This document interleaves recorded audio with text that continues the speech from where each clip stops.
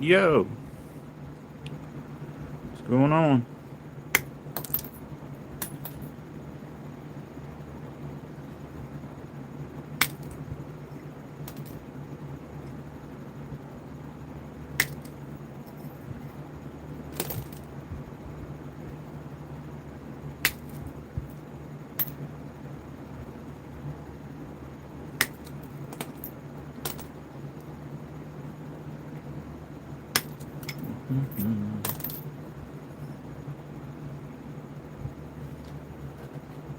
Oh yeah, that's a nice translucent piece of obsidian.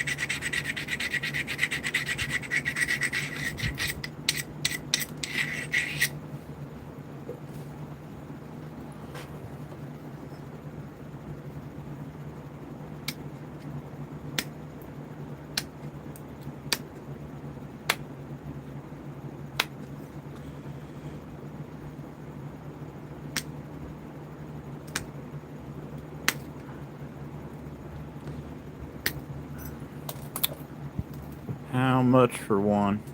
So I've got 285 on the medium-sized ones here, and then 325 on this large dagger. I just finished this one yesterday.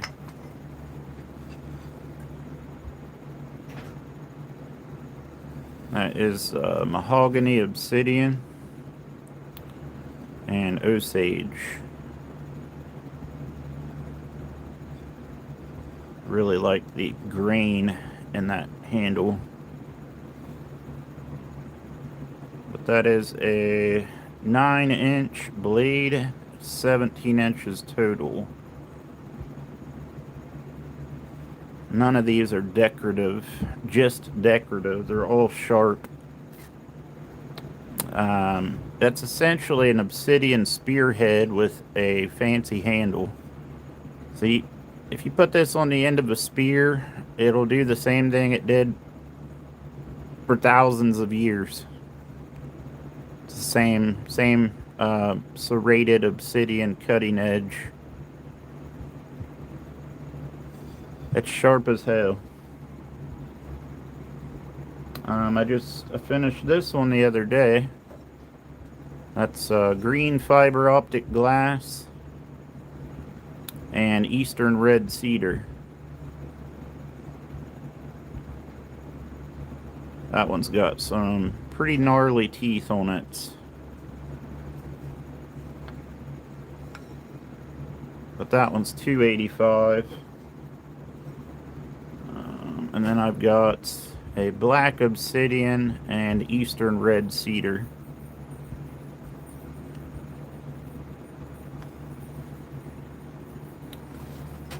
But they all come with a sheath and a display stand. Oh, here's the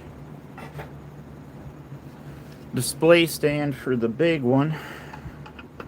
Sets just like that. It's got a cool knot hole in it, a natural knot hole from the Osage. But yeah. Alright. I'll just be in here.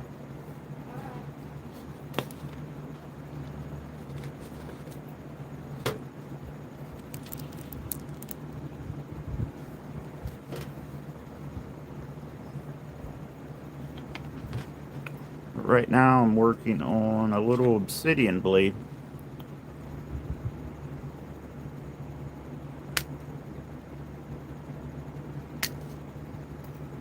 Oh, and my website is arrowsniperarchery.com.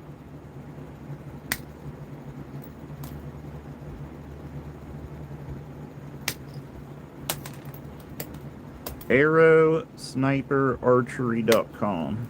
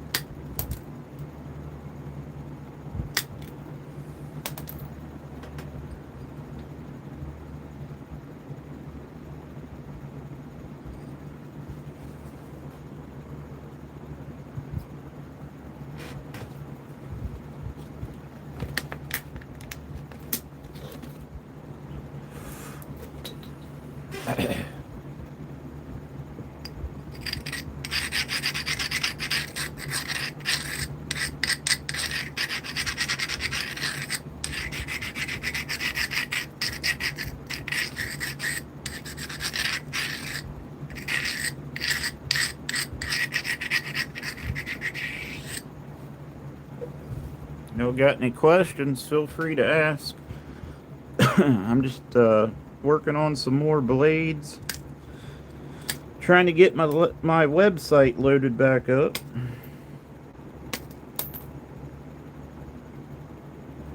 Sold all the other stuff I had.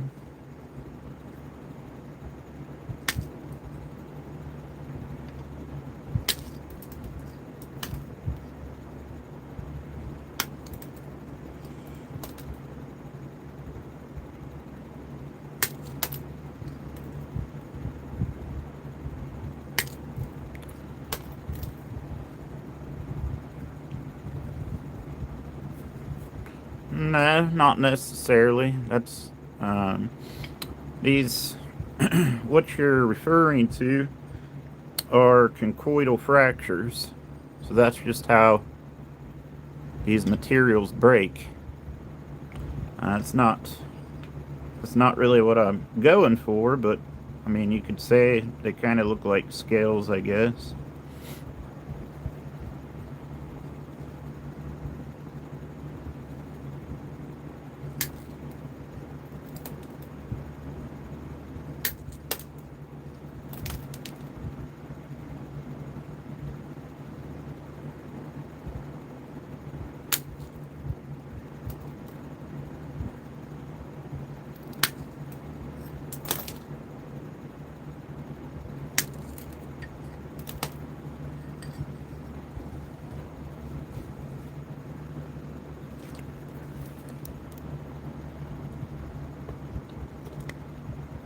What was the point of filing the sides? So you file the sides, you abrade the sides to get rid of any loose glass, and to create a abraded surface for the copper to get a hold of. If you don't abrade it and you go to take a flake or conchoidal fracture, the tool will just crush on the edge and you won't drive a very big flake.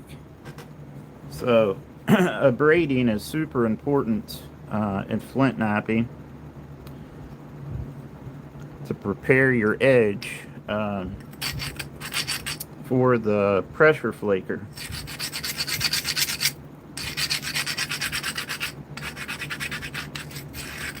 And what I'm actually doing is abrading all these little platforms, deltas. These low spots are platforms for my tool. So all those platforms connect to little ridges, and these conchoidal fractures, they like to follow ridges. So I'll take my next flake off of this high spot, and it will follow this little ridge and create a second layer of flakes.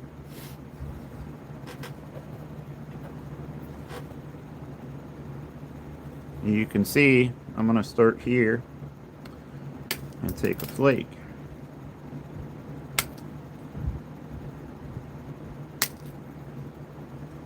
And I've started a new row of flake scars.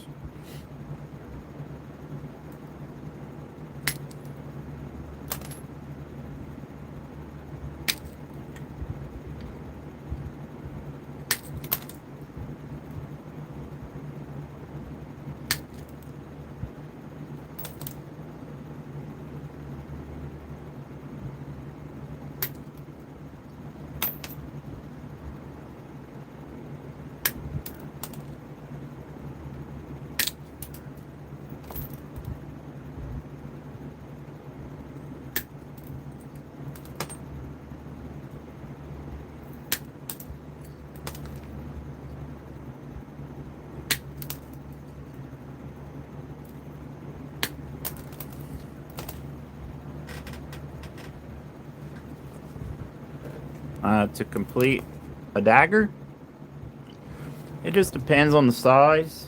Like this one here took me about 3 days. I make the handles as well, and this one took about 3 days. Something smaller usually takes 2 days, like this one.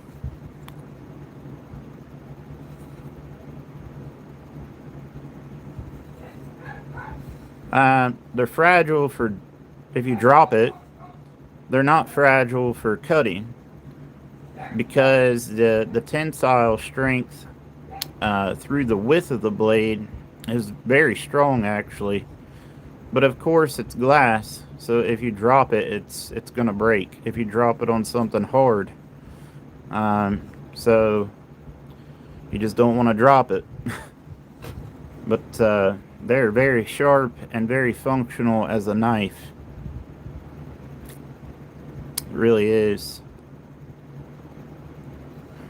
Yep, I really like the fiber optic green. But what you're looking at is essentially a primitive blade with a really artistic, beautiful handle. So these could be spearheads. You could literally take this blade off of this handle and put it on a spear, and you would have a primitive spear. And something that, you know, realistically, you could take down any animal on the planet Earth with a spearhead this big on the end of a spear.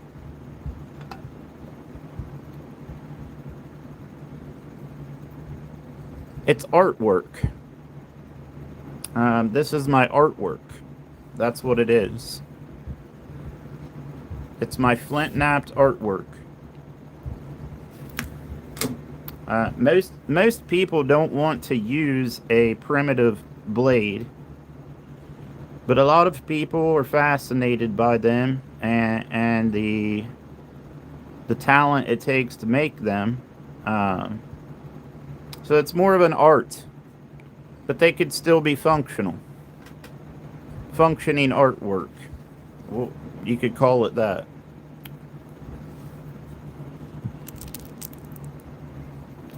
Yeah, this is obsidian. This is obsidian. This is man-made glass.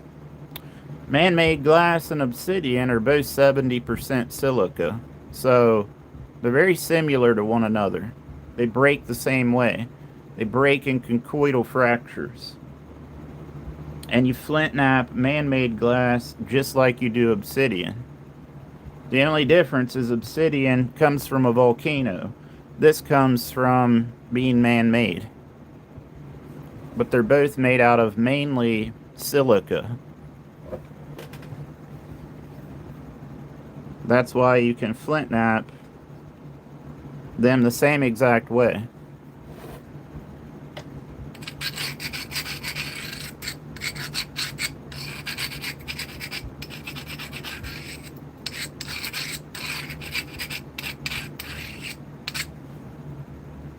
But they'll definitely function.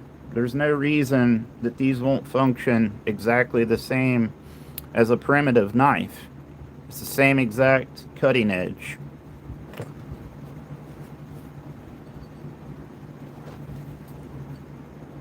As a matter of fact, I've skinned a deer with one of my knives. And I had no issue doing that. No trouble doing that whatsoever.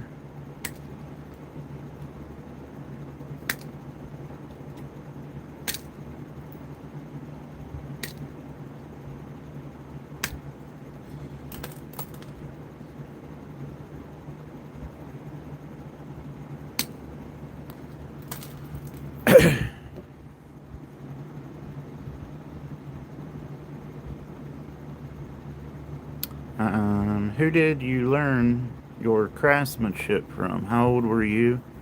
And you got interested in primitive artwork. So, originally, I was making, about 6 years ago, I was making self bows, primitive bows. And I wanted to be able to make arrowheads for my primitive arrows. I wanted to be able to flint knap my own arrowheads so I could hunt with them. So I could have a complete primitive hunting setup. So I got online, ordered some books on flint knapping, watched flint knapping videos, and taught myself how to flint knap. So I've been flint knapping for about 5 years. And I've made well over 1,500 knife blades now. Also, my uncle collected arrowheads and flint knapped and shot traditional bows, and he really got me into a lot of the things I'm into now. He was kind of my original inspiration.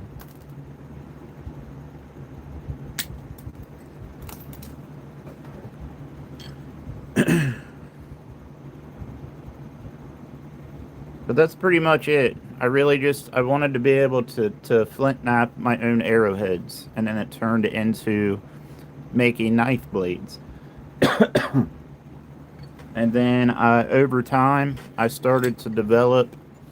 wanted to develop my own style, and these handles are off the top of my head. I don't use a blueprint or anything like that. I make my blade, and then I make my handle just for the blade. So every handle I make is different and unique, and I guess you could say I make it, I kind of freestyle them, freehand them. I just kind of envision what I want, and I go with it. I try to make them proportional to the blade, and and I like them to fade into the blade nicely. So a nice taper into the blade.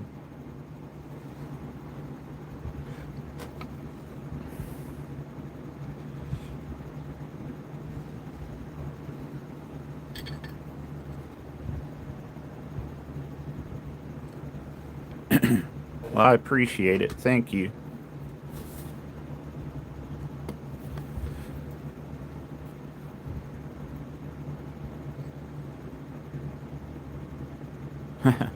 Well, thank you. I really, really enjoy making them. I do. I'm always kind of sad when when I sell them and I have to see them leave. But if I kept them all, I'd have over 1,000 of them now. It's never easy to get rid of something you made by hand. That's why I like people that buy them, that appreciate them.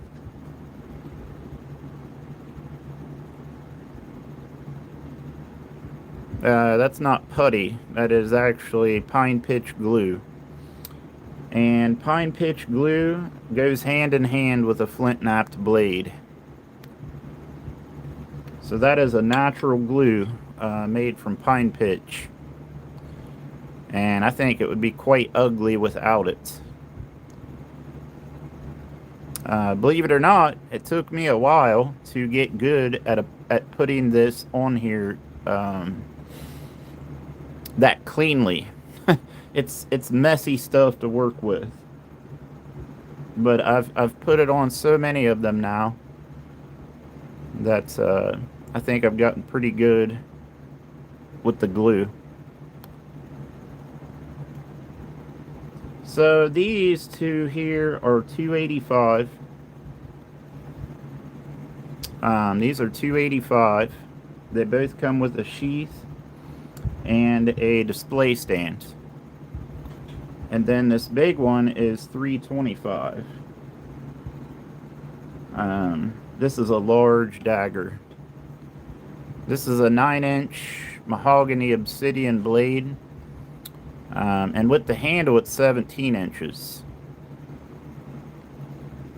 But this is Osage orange hardwood that I cut down, and I season it for a few years. And I use this wood to make my bows as well. So Really beautiful wood. I love Osage, and I make a lot of different things out of it. But these two are Eastern red cedar, and this is the natural color of Eastern red cedar, and that would be the sapwood. That's the heartwood at the bottom, and this is a black obsidian blade. And then everybody loves the fiber optic green glass.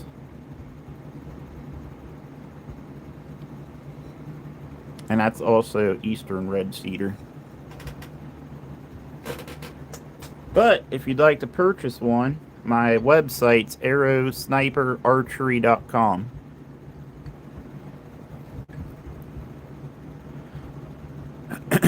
I live in Ohio. I live in the state of Ohio. Born and raised.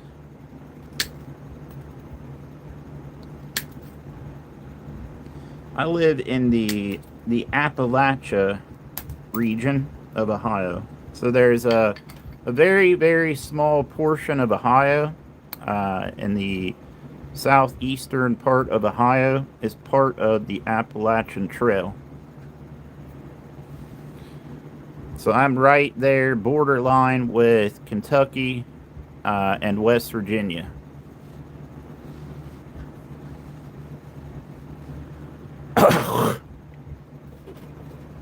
But I am in that very small area that is considered the Appalachia, Ohio. So lots of hills and caves and hunting and fishing, very country. I live in what is considered a village because it's so small.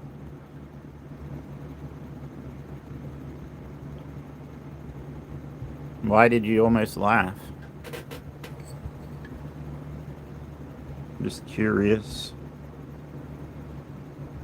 What was funny about Appalachia? It is definitely the best part of Ohio.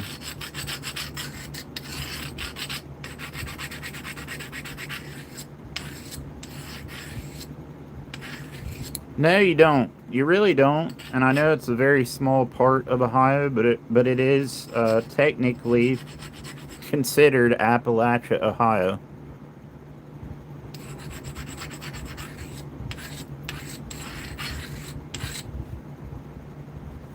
Most people, when they think of Ohio, they think of like flat farmland and kind of up north. But if you come down to the southeastern part of Ohio, it's very, very, very hilly and beautiful.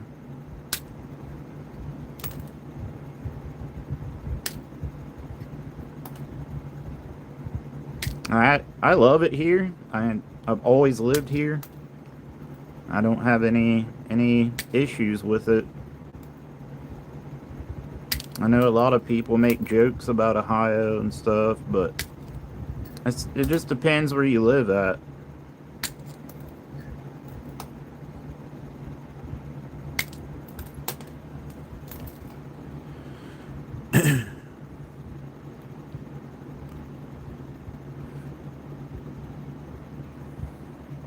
Yeah, this will end up being a dagger. The 2-week stay one time almost became addicted to Kewpies. I'm not real sure what you're talking about, honestly.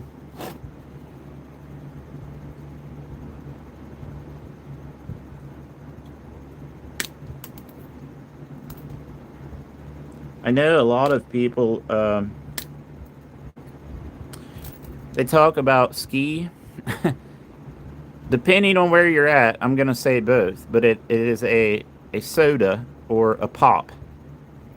But we have a beverage company, and there is a soda that's called Ski. And a lot of people like Ski. but it's made very close to where I'm at.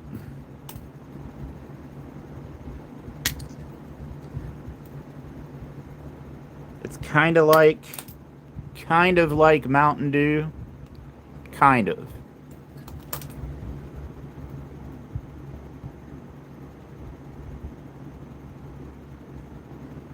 Oh, a mom and pop fast food chain. I haven't had it. Honestly, I haven't had it. Yeah, all these are for sale, guys. Arrowsniperarchery.com is my website.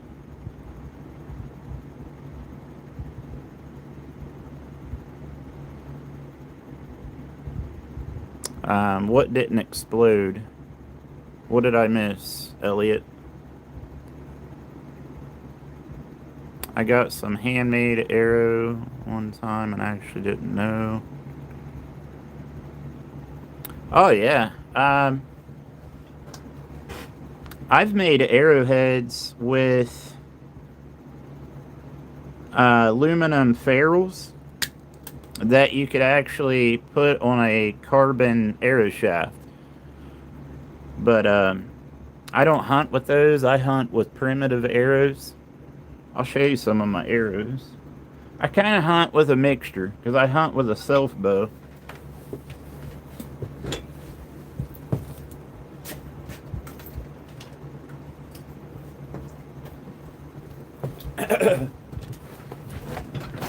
Y'all might really like my my side quiver that I made. This is a very interesting setup. So I can shoot right and left-handed, and my bow has a shelf on both sides. So when I hunt, I like to be able to, I mainly shoot left-handed, but I like to be able to take a shot right-handed if I need to. So I don't like bow quivers. So I made me a side quiver instead of buying one. And all I did is I took an old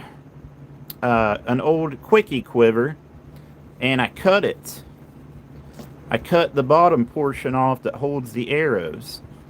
And this is a piece of Osage wood that I make my bows. This is actually an old bow limb from a broken self bow. And I put this strap on it. This is 2 rifle straps. And I throw this over my shoulder, and it's like a side quiver. And that way I can have my broadheads in this hood. And then I also bolted my skinning knife on there. But here's one of my primitive arrows. But here is one of my hunting arrowheads. That's flint. And this arrow shaft is river cane. And river cane makes a great arrow shaft material. And then I hand tie these on and glue them. And then I wrap them with sinew. And then self-cut nocks. And that would be what I shoot a deer with. But I've also got some modern arrows in here for small game, because I don't like to shoot my primitive arrows and lose them. They're too much work, way too much work to just shoot them at squirrels. So I'll use a modern arrow for squirrels with a lighted nock. And that way I could shoot these up into a tree and I can find them. But I just got some various arrows in here. But that's my little side quiver I made. Anywho. Yeah, of course they're breakable if you drop them. They're made out of glass. Where they're actually strong is from the side. So let me explain. Because glass is kind of misunderstood. Glass, through the width of this blade, is extraordinarily strong. So if you're applying pressure to cut, you'll never be able to break this blade from pushing down on the cutting edge. However, it is fragile if you drop it. So, you just got to be careful not to drop it, and by keeping it in a sheath. But if you're just cutting with this, you're not going to break it from cutting with it. There's no way. If I tried to break the blade through the cutting edge like this, there's no possible way I could do that. However, if I flipped it sideways and tried to break it from the flat side, that's where it's weaker. So Native Americans and the Stone Age people and pretty much every single culture used stone and glass tools at one point in time. And they're very effective. But yes, they will break if you drop them. And what I make here is primarily my artwork. I'm not saying it won't function. And you could totally skin a deer with this. But most people display these. Most people display them. I do have some people that actually use them for hunting, for field dressing game. But this is honestly not something that I would buy and just carry it around like a regular knife. How sharp? Well, obsidian's the sharpest material on the planet. And if I could find...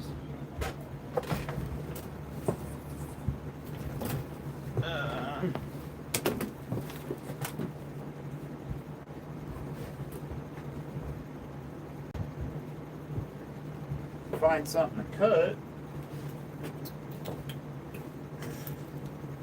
Let's see.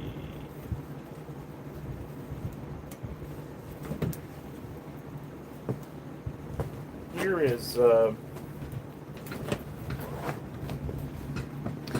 here's an old pair of blue jeans. Now the first thing you really need to understand is how it cuts. This is not like a steel knife. This cuts with teeth. So if you look at a shark's tooth is serrated. But have you noticed how insanely sharp and clean of a cut that a shark's tooth makes? It's very similar to a shark's tooth. So it cuts with these little glass teeth. And it's a different kind of cut than a steel knife. But as you can see, you can kind of hear it ripping at the same time. But obsidian is ungodly sharp.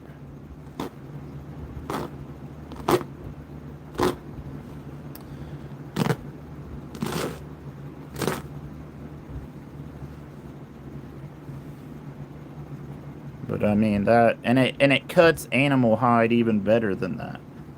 Like, that's where it's best suited, would be for like leather, animal hide, softer materials.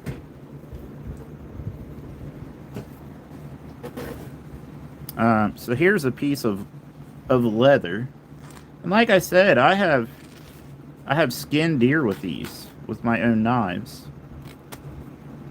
and they have no issue doing their job. And this man-made glass cuts the same way. This man-made glass and this naturally occurring glass are both mainly made out of silica. You can't strop it. It's not a steel blade. You have to create new teeth. Once you dull these little teeth, you have to create new ones.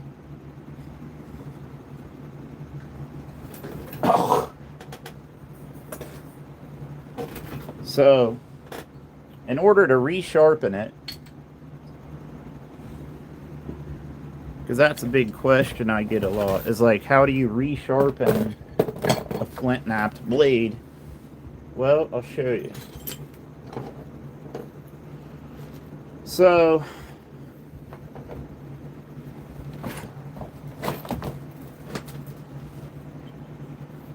to resharpen a blade, I like to use a horseshoe nail.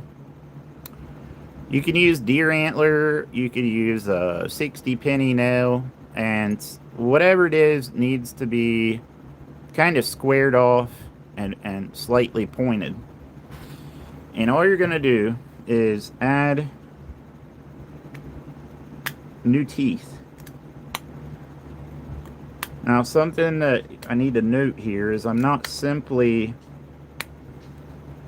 just chipping away at it. There is a technique. So you want to actually get up on the edge and push in and downward. And you can see that little tiny flake. And what you're trying to do is develop very thin, razor sharp teeth.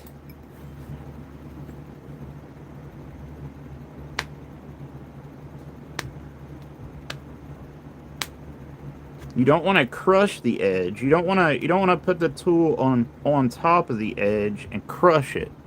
That's not going to be a very sharp edge. You're trying to recreate these little shards down here. These razor sharp shards along the edge. And that's pretty much it.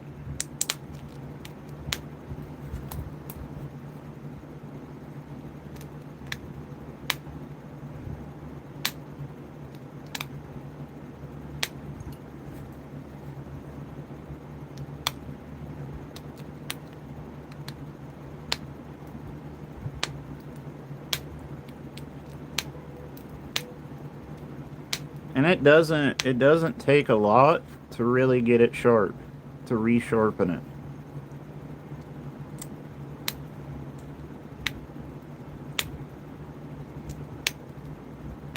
So really anybody could learn how to resharpen these.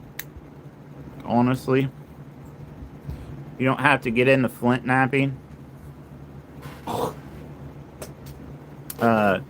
You don't have to be a flint knapper to resharpen these.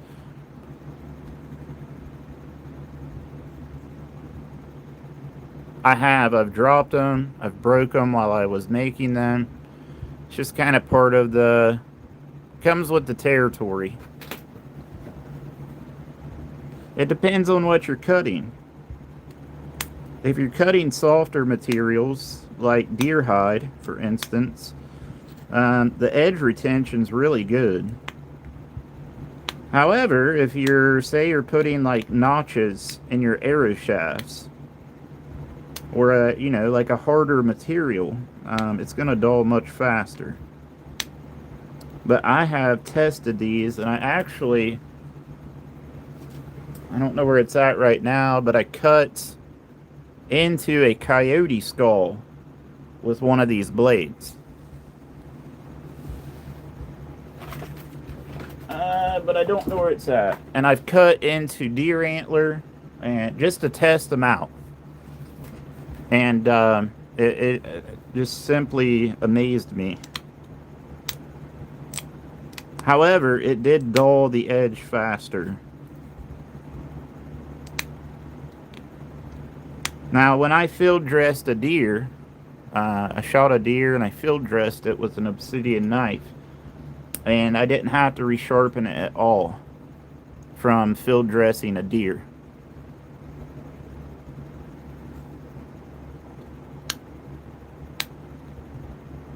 But you can take this as far as you want. I get very really into my edge work. I like getting them as sharp as I can.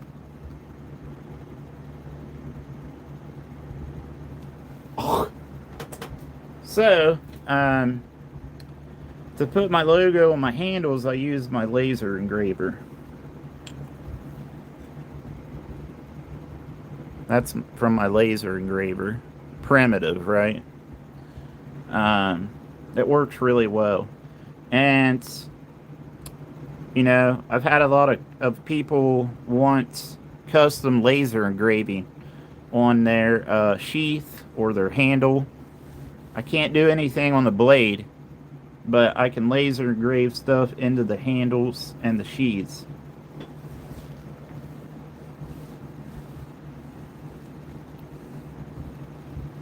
Yep, I use a laser engraver. Yeah, I like to mix things up. I'm not like some people.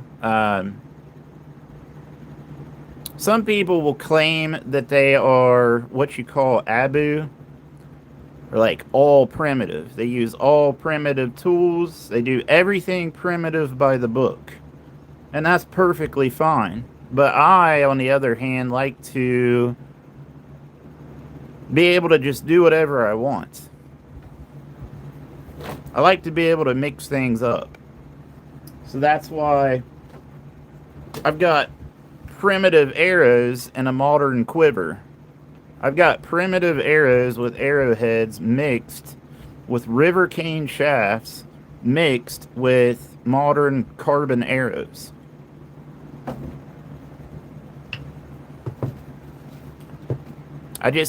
To me, it's not very appealing to do everything one particular way and then have everyone expect you to do it that way. You know what I mean? Like if I was to claim that I'm all primitive, I'm a caveman, then everybody would expect me to do everything that way, that one way.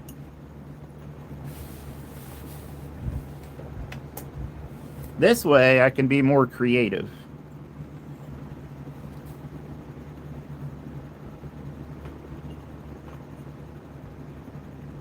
Thank you. Right, right. You got to watch what you do on social media. If you tell people, oh, I'm like a caveman, I'm all Abu, I do everything like a primitive, like a caveman, then you have to stick to that. Because if you don't, people will chew you up for it. But I've never claimed that.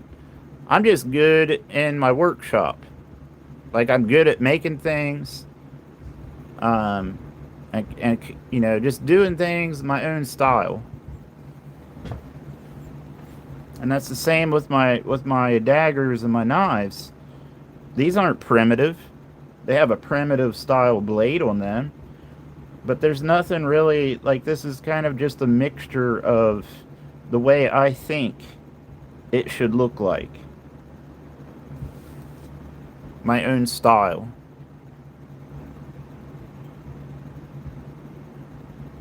Exactly. Yeah, my website is arrowsniperarchery.com. I had it wrote down on something around here somewhere.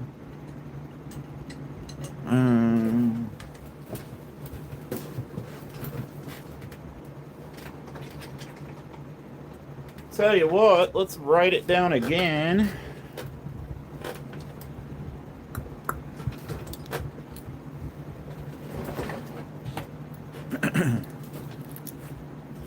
I'll write it down again so you guys can find my website.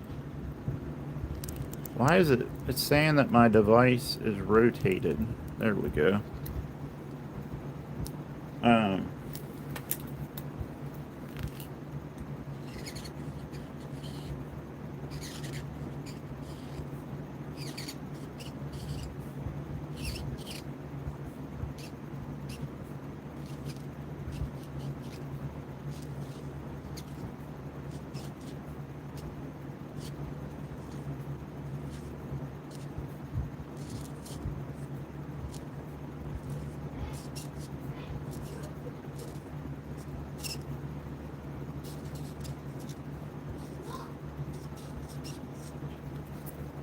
So here is my website. I put it on a piece of Osage. But that's my website if you're interested in my artwork. Hey, I am actually working on a little obsidian blade right now.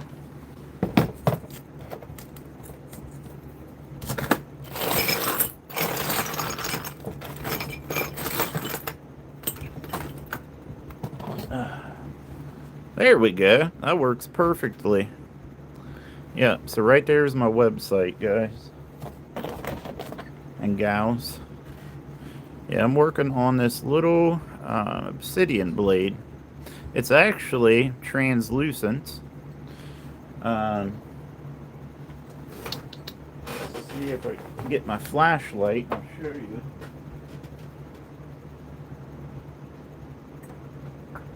Oh, I don't know where it's at.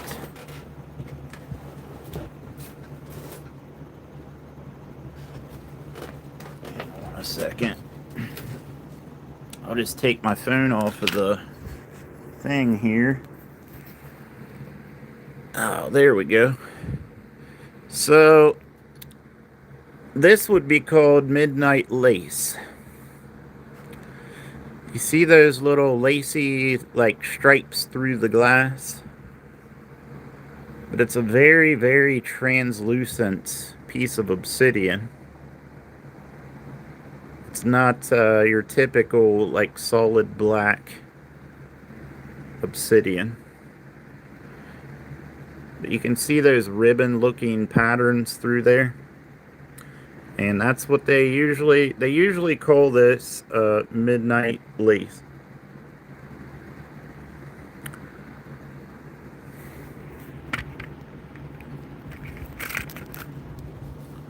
How did you cut it? So you can cut these preforms with a wet saw, a tile saw. The same kind of saw that they use to cut ceramic tile. And you would call this a preform. And I like preforms for my artwork. However, in my own time, I like to work raw material.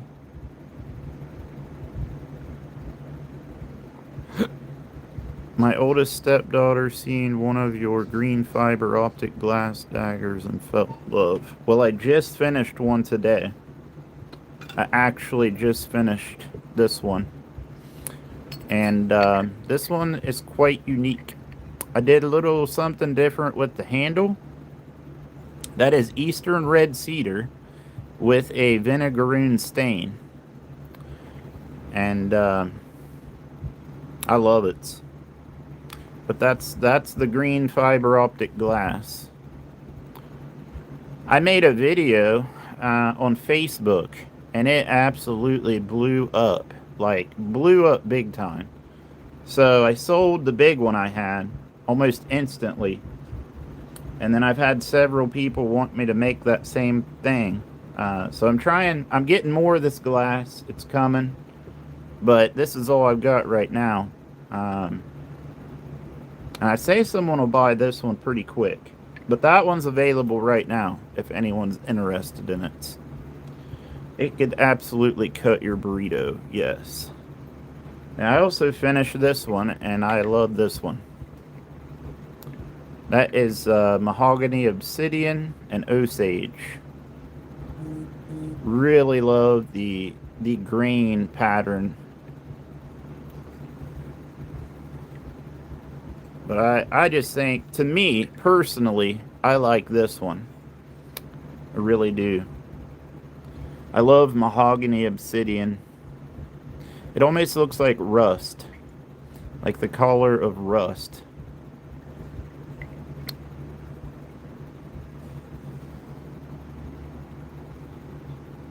Come on, man. I just did a sharpness test. She loves watching. I nap, and she loves watching me work. So she's interested in the arts, and her favorite color is green. So she instantly. Yeah. If you're ever interested, or she's interested, I'm always getting the green because people love the green. Cool. You don't like the wood? Nice. Are these showpieces, or do people use them? Some people use them. Some people use them as a hunting skinning knife. Most people, though, it's a display piece. But they have a very functional edge on them. Because reality is, this is a 9-inch spearhead. So if I took this off of this handle, this knife handle, and put this onto a spear, it would then be a 9-inch obsidian spearhead. And it would be just as functional as any other obsidian spearhead. Very functional. You could kill an elephant with this on the end of a spear. Very, very sharp. Very deadly.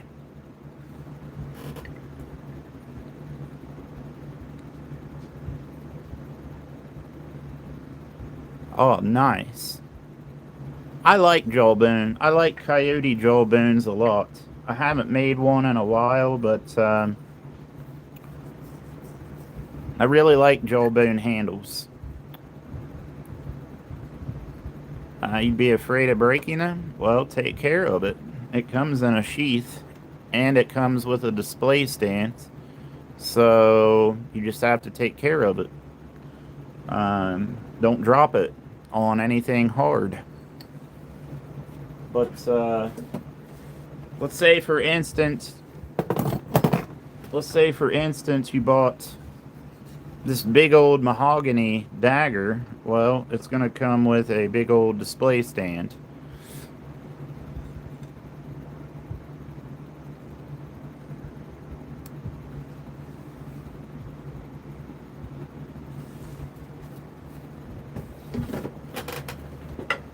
They all do.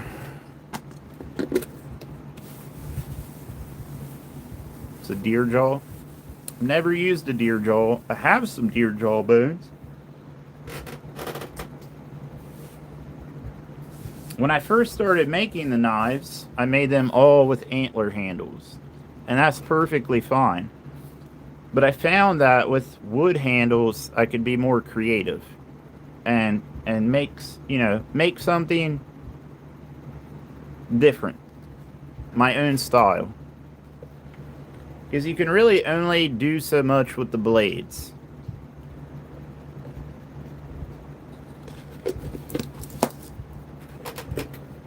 But with the handle, it kind of makes it my own style. You want me to cut things? Well, are you gonna buy it if I cut things with it? Because you're dulling my edges. I'm just kidding. I need to find something to cut. Hold on.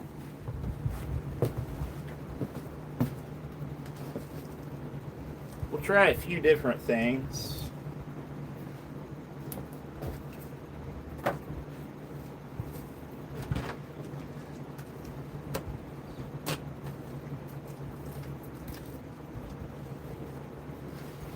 Let's see here.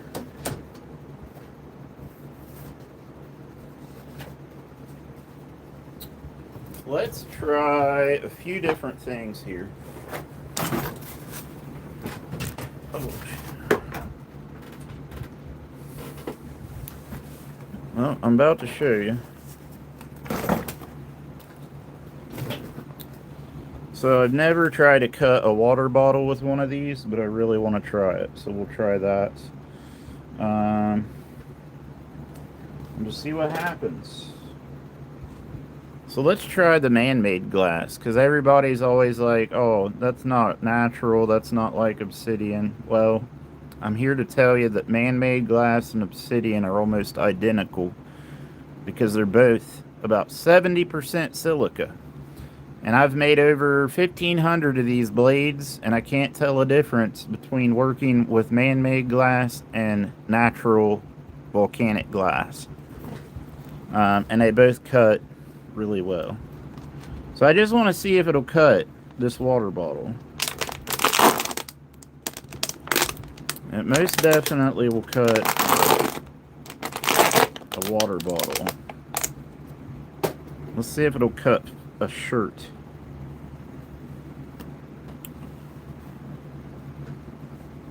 Because I do need to make me some new rags for my shop.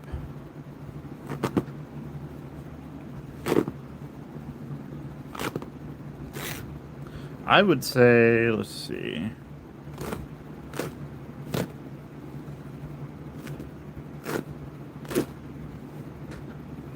I mean, it's shredding the shit out of it. But this green blade's got some gnarly ass teeth on it.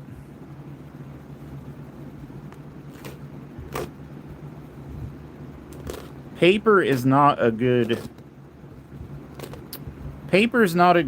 test medium for a knapped blade because they cut with teeth. Cardboard, however, is a little bit better. But the problem with paper is so thin, it's hard to get it started with those very jagged teeth.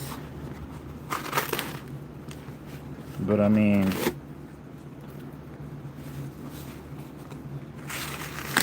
it cuts cardboard very well. Well, then buy one to cut stuff. You just have to know that it is a primitive style blade and that you got to take care of it. It's not a steel blade. It's going to be most effective for primitive tasks like skinning animals.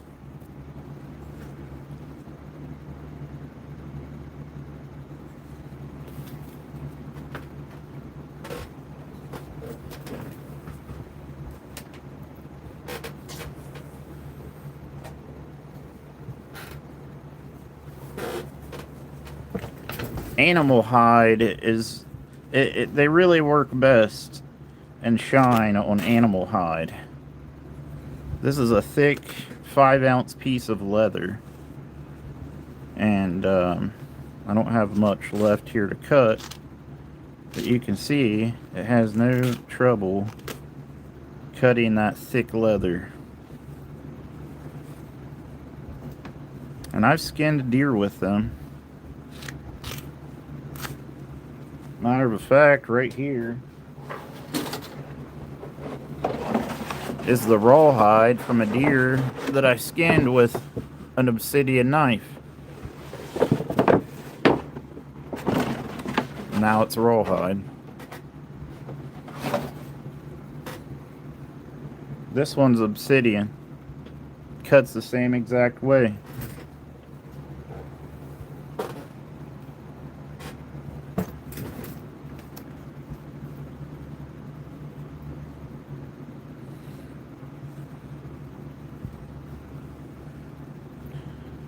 This is like 4 layers of a t-shirt.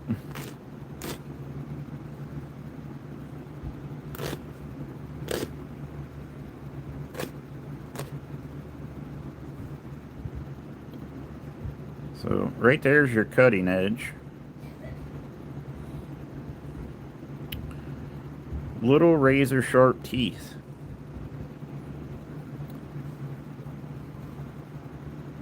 So as long as you're using it as a knife, you'll be fine. Just don't drop the damn thing.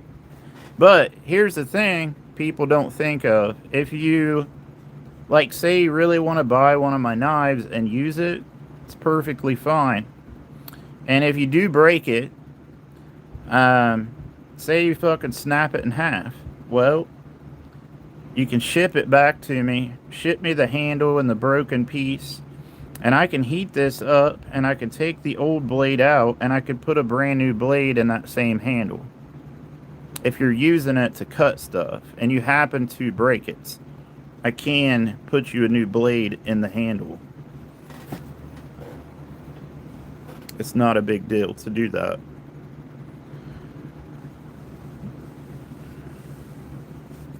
Well, if you're trying to compare this to a metal modern steel knife, you can't. There's no comparing it. A steel knife's always going to be better. I am simply keeping the art of flintknapping alive. I am making a primitive style blade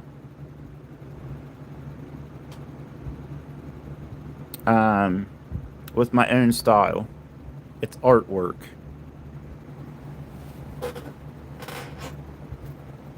I mean, you could ask me the same question. Why do I hunt with a primitive style bow with river cane arrows and arrowheads instead of a modern bow with modern broadheads? It's a challenge. It is something that we are going to lose if people don't keep doing it.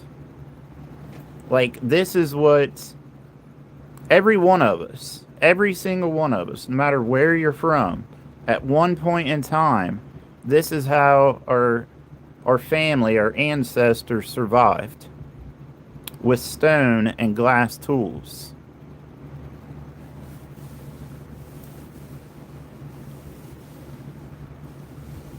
So I have had several people buy these and use them. But that's totally up to you. That's why I always include a sheath and a display stand. So these smaller ones are $285 and this big one is $325. That is a 17-inch dagger with a 9-inch mahogany obsidian blade. And I hand make these handles as well. So $285 for the smaller ones. $325 for the big one. And it's kind of safe to say that you're probably not going to find anything like these anywhere else, because I have worked very hard to come up with my own style of a flint-knapped knife. But yeah, there they are. That's the three I've got available right now. Can't tell you how long they'll last, but that's what I got. Because I do sell them, and they do sell, and they will sell.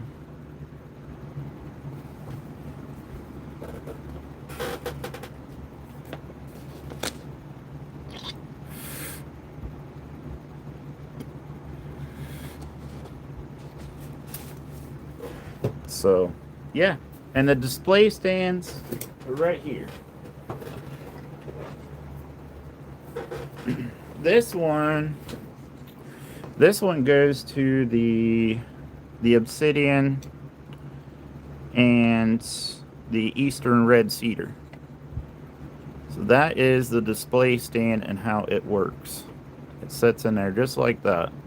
So this is a piece of Osage wood, and this is eastern red cedar.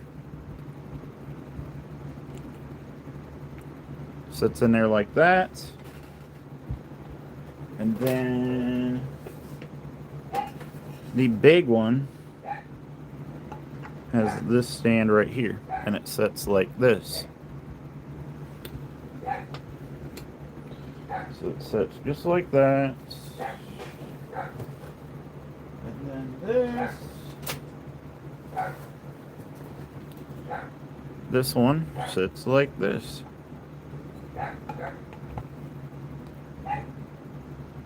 So that is the display stands for them. And then the sheath is right here. And I really like this leather, actually. Josh.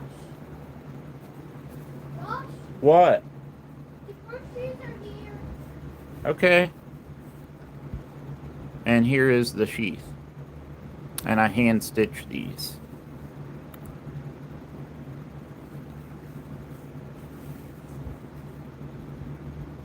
I've showed that they're functional several times now.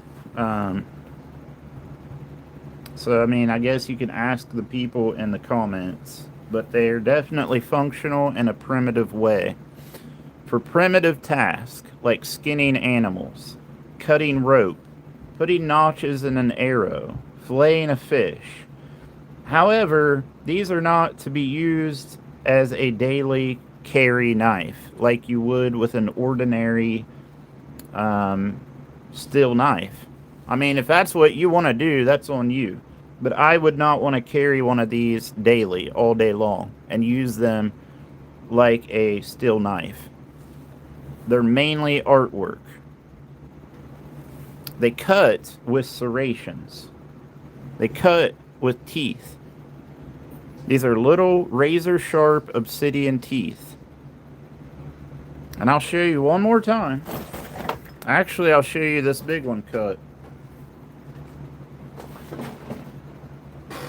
I just got an old t-shirt.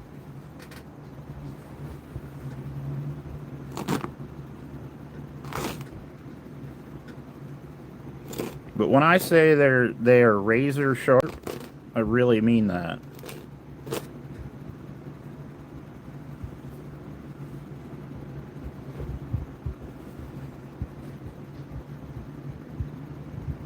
Yeah, $2.85 for the smaller ones, $3.25 for that big one.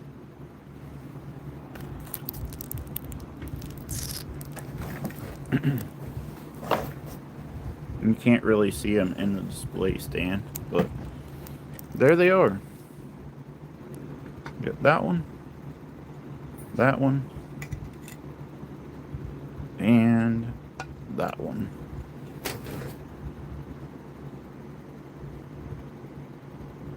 It's always really nice to see more than one of them together.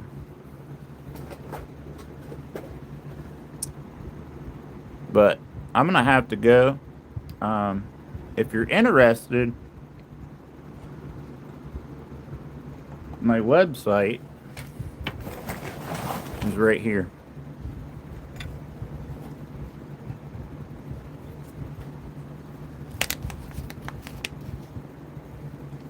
arrowsniperarchery.com. And the price does include shipping in the US.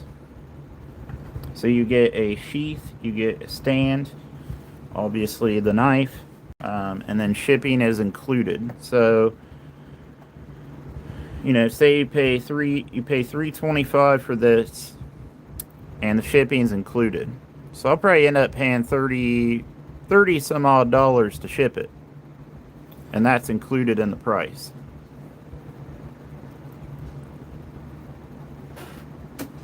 Yeah, I'm always making them. Like, literally always making them every day. Most of the time, I'm making these 7 days a week, believe it or not. I'm selling the green knife for $2.85. That's how much it is. $2.85. That is fair to me. That is fair to you. I've got about 2 days work in this one. Material cost, shipping cost, and that is a fair price for that, I can assure you. Especially if you go around and look at some of the pricing on flint knapped knives like this. Because I've seen people put a lot less detail into their knives and sell them for the same price or more. But you know, I don't just throw these together. I really put time and effort into these. It's taken me a long time to even be able to make a blade like this. A very long time, actually. Years.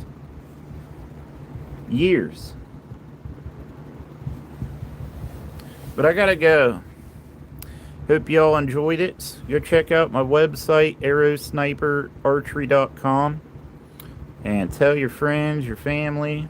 Share my videos. It really helped me out. And I appreciate y'all watching. And I hope you have a good night.